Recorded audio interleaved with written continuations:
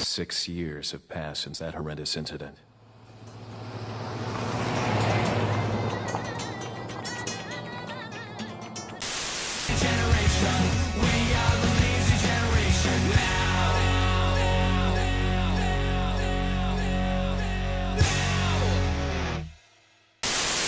As a child born in the midst of the 90s, I grew up my entire life around technology, constantly indulging in the endless advancements of aesthetic graphical prowess and captivating stories video games brought to my life.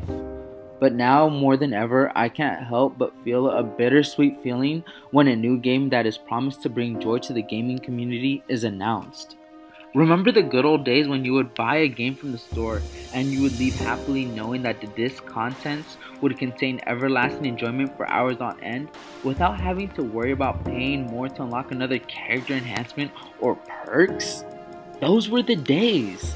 Sadly, greed, lack of communication, player exploitation, prematurely unfinished games released into the market now flood our conscience. It's time we took a stand. We're done. In fact, we will not tolerate this any longer.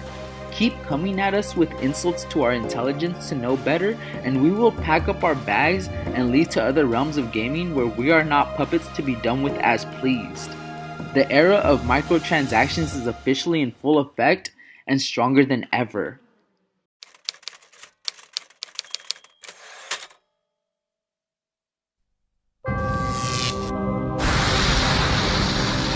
What is it?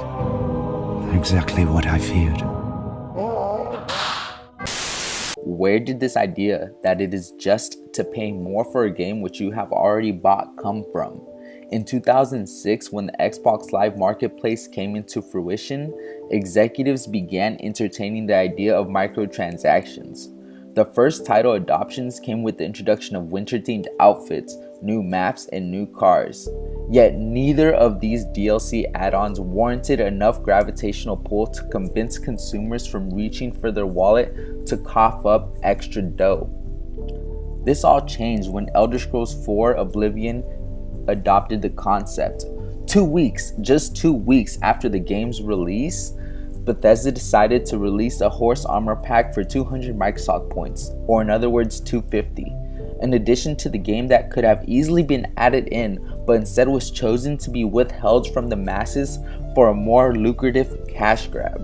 Despite the backlash from the gaming community, the Horse Armor Pack went on to becoming the top 10 purchase download on the Xbox Live platform.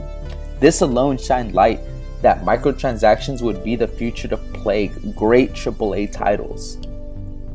But wait, 200 Microsoft points for a simple game add-on doesn't sound too bad, right? You're forgetting that Microsoft points were often sold in bulks greater than 200 points, forcing gamers to purchase 400 points in order to use 200 of those to buy the DLC, leaving us with 200 points. We were now left at a crossroads of buying more points to complete another purchase or leave this digital currency sitting. My earliest experience, as I recall, was Halo 3. As a dedicated follower of the video game series, I felt compelled to buy every single map pack and game edition that Microsoft provided for the game. Only afterwards pausing to reflect that Halo 2 was not plagued with this extra stab at my wallet.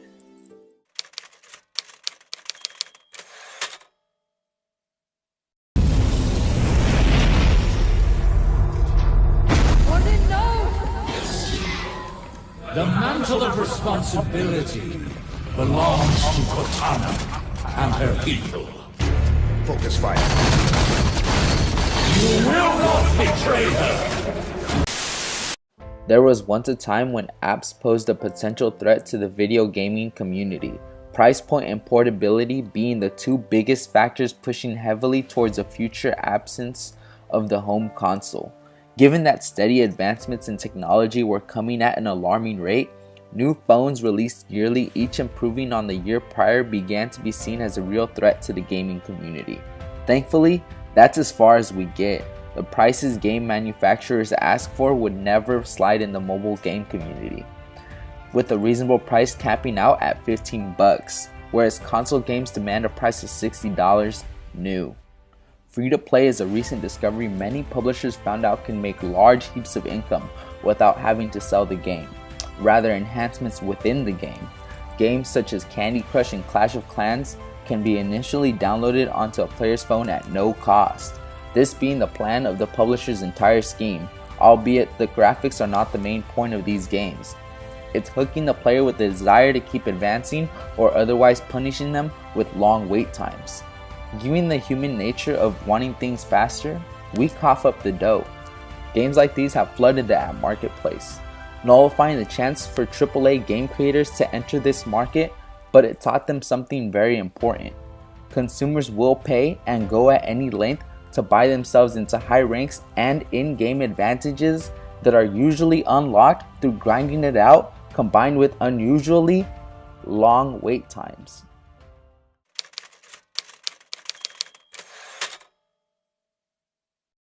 You cannot judge me. I am justice itself.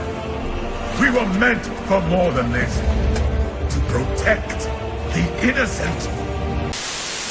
By 2011, we were introduced to the infamous gaming season passes, promised with the idea of an additional one-time purchase to receive all upcoming content of the game at a discounted price seemed like a good vantage point. After all, we would not need to worry about anything else indefinitely. This started with Call of Duty Modern Warfare, providing a similar concept where gamers would fork out $50 to receive all the DLC packs and content that upcoming year, essentially bringing up the price of games to $110. Many major games followed suit. Deluxe editions of new release games essentially being the base game with the promise of more content thereafter. In all honesty, which should have just been released with the game in the first place. Season passes, DLC, and game add-ons are not the only way game publishers are now seeking to increase their profits. This next method is the worst of them all: loot crates.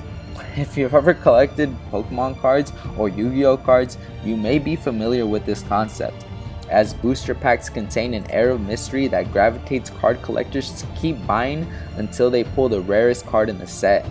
Team Fortress 2 is where this idea started the loot crate infection. A game that was once purchased to play suddenly became a free-to-play game. Wait, what's going on here? Oh, that's just great. Game add-ons are now going to cost the player? Nah, it's worse than that. Randomized player add-ons are now going to cost the player. The player base was increased 12-fold, making the game immensely popular with players, but at the same time taking an avant-garde approach at the players' wallets by hooking them in the game.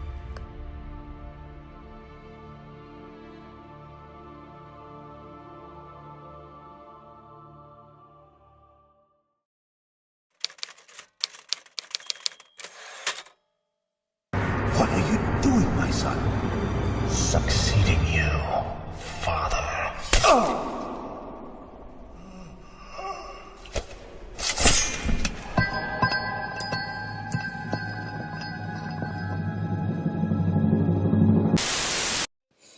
Which brings me to, you guessed it, EA. One of the most heavily scrutinized companies for pushing microtransactions on their big buck AAA games, with Star Wars Battlefront 2 at the forefront of the gunfire, a game with so much promise, a franchise beloved by many, with hopes hanging in despair for EA to deliver to the masses a game that would finally please us all. EA, please deliver to us a game that we will all happily go out to purchase. Alas, it was all futile. They did it again. Removing the ability to buy loot crates prior to the game's release isn't going to fix anything. It will make it worse. It shows us the intention was there, but now, more than ever, you've broken the camel's back by stating to reintroduce them into the game. Giving us time to invest into the game, then adding loot crates is the worst plot of all. Just be honest with us straight up. Microtransactions are a slow burn into the conscious collective of gamers, who we now as a unit are beginning to realize we are being tremendously taken advantage of. Video gaming as an industry will crash if poorly produced games being sold at full price with the intention of selling us more in-game content continues, and all because of the greedy pockets of investors who pressure returns. Let us band together to show these companies that these solicitation practices will not bribe us any longer. We can, we will, we must not let this persist.